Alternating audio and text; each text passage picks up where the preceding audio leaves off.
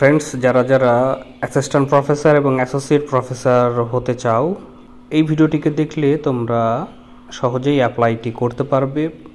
যার নোটিফিকেশন দিয়েছে ত্রিপুরা ইউনিভার্সিটি।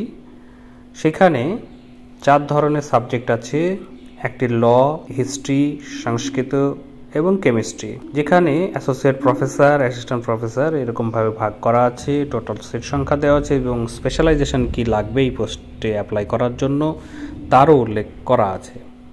ল ডিপার্টমেন্ট বা সাবজেক্টে তোমরা যদি অ্যাপ্লাই করতে চাও অ্যাসোসিয়েট প্রফেসর পোস্টে, তাহলে একটি পোস্ট আছে ইডব্লিউএস ক্যাটাগরির, তাতে বিজনেস ল বা কর্পোরেট ল থাকতে হবে স্পেশালাইজেশন। এছাড়াও অ্যাসিস্ট্যান্ট প্রফেসরের ক্ষেত্রে তোমরা যদি আবেদন করতে চাও, আনরিজার্ভ পোস্ট একটি আছে, সেক্ষেত্রেও বিজনেস ল এবং ওপেন আছে, যারা অ্যাপ্লাই করতে চাও করতে পারো। হিস্ট্রির ক্ষেত্রে অ্যাসোসিয়েট প্রফেসর নিয়োগ করা হবে, যেখানে আনরিজার্ভ ক্যাটাগরি আছে ওপেন স্পেশালাইজেশনে।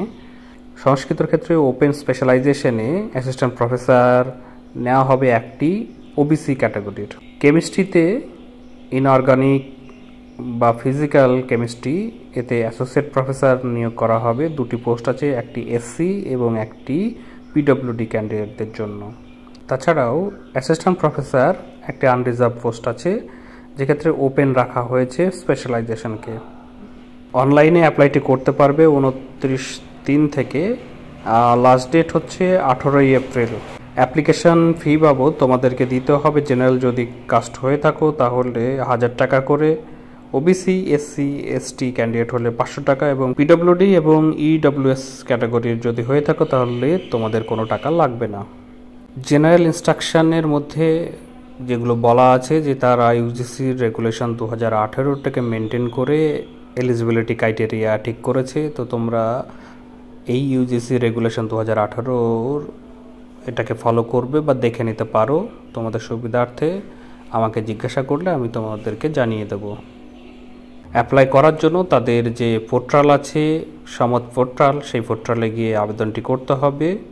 অনলাইনেই শুধুমাত্র আবেদনটি করতে পারবে, কোনো হার্ড কপি বা ইমেলের মাধ্যমে তোমরা এটাকে তাদের কাছে পাঠাতে পারবে না। তোমাদের অ্যাপ্লাইটি হয়ে গেলে তারা একটি শর্টলিস্ট বানাবে, সেই শর্টলিস্ট অনুযায়ী তোমাদেরকে তাদের পরের যে স্ক্রিনিং প্রসিডিওর সেইখানে তোমাদেরকে ডাকা হবে।